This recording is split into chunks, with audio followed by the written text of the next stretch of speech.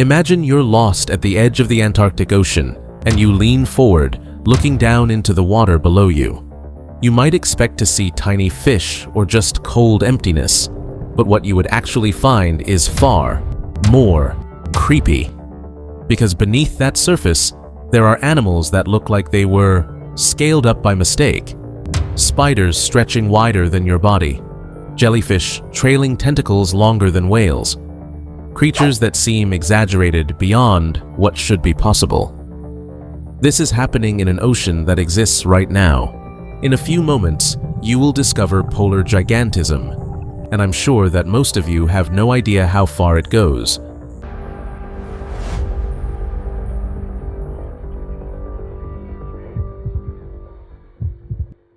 To understand polar gigantism, we need to start with the most obvious example, the one people think they already understand, the colossal squid.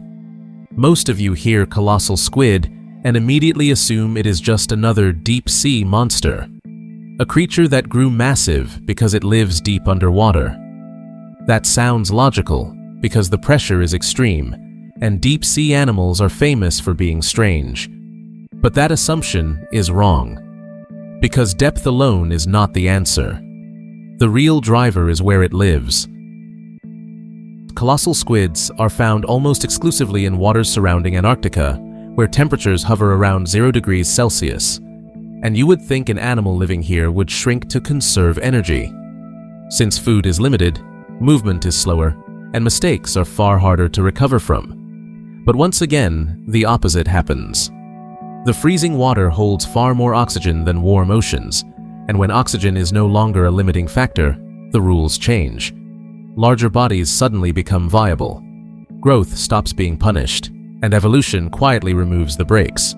Over millions of years, this allowed squids that were once small and translucent to grow heavier, thicker, and more powerful.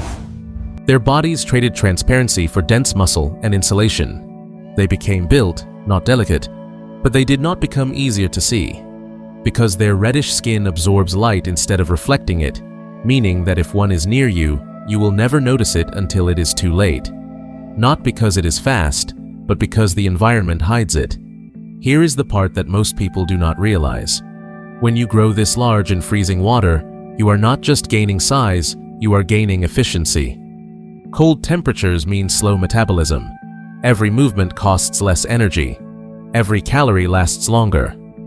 Suddenly, being massive is no longer a burden, but an advantage. You no longer need to chase prey. You do not need to move often. You do not need to react quickly, because instead of pursuing, you wait. And when something drifts too close, your size does the work for you. And here is the unsettling part. Once you reach this scale, you do not really need to run anymore. Besides the occasional sperm whale, almost nothing can challenge you. Speed becomes optional. Escape becomes irrelevant. Survival shifts from reaction to inevitability. But this still does not answer the real question. Why did cold, specifically, unlock gigantism in the first place?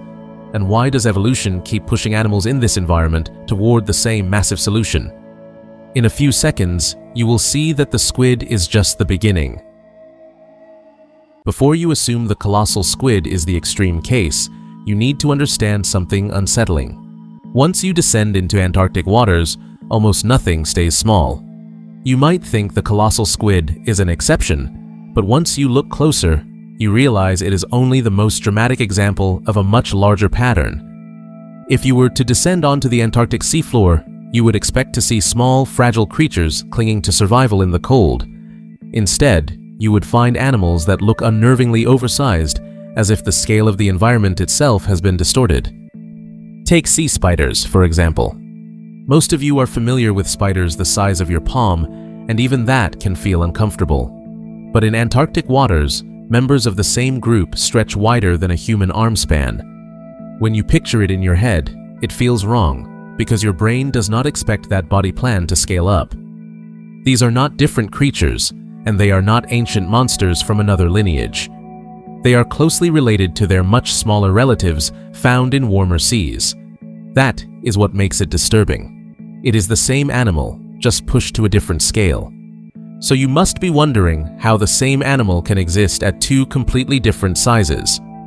Once again, the answer comes back to oxygen and cold. Antarctic sea spiders breathe through their legs, absorbing oxygen directly from the surrounding water. In cold, oxygen-rich environments, this system becomes incredibly efficient, allowing their bodies to grow larger without suffocating themselves, and this is where the pattern stops feeling accidental.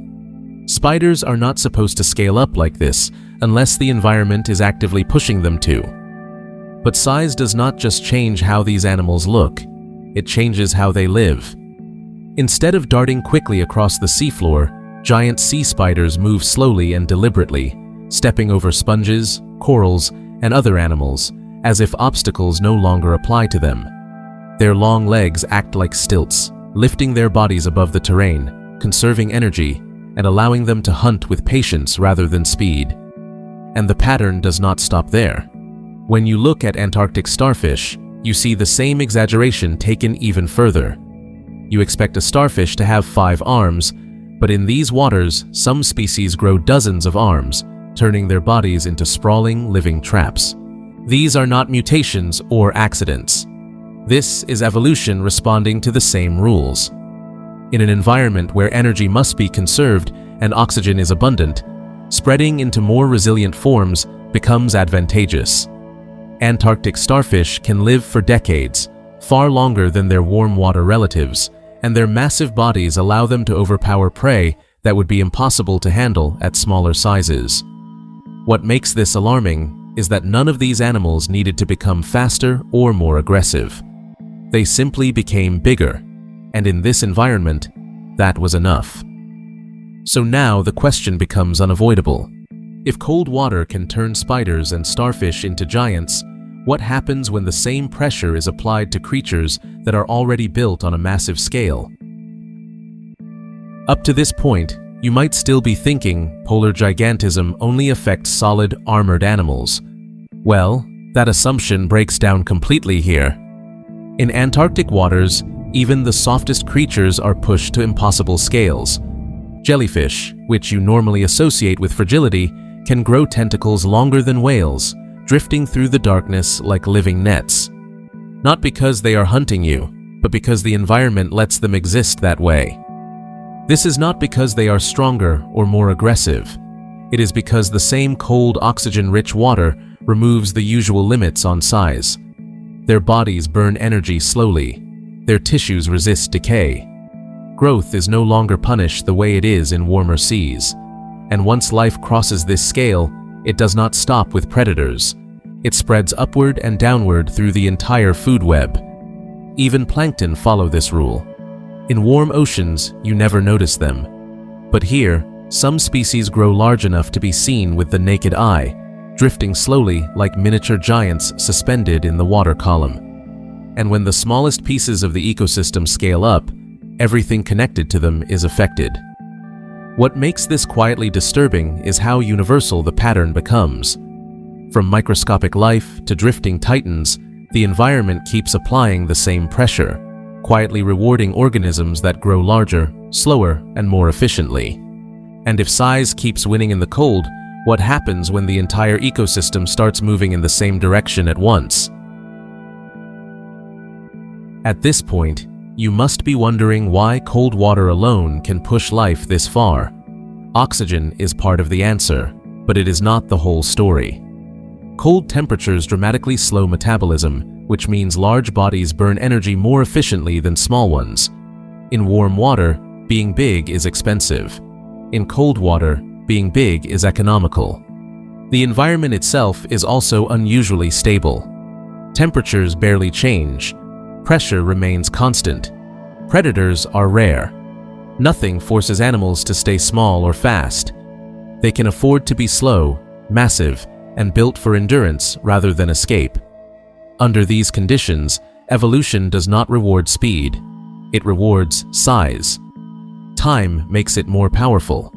Because the environment changes so little, these traits are reinforced generation after generation without interruption. There is no sudden shift that resets the system.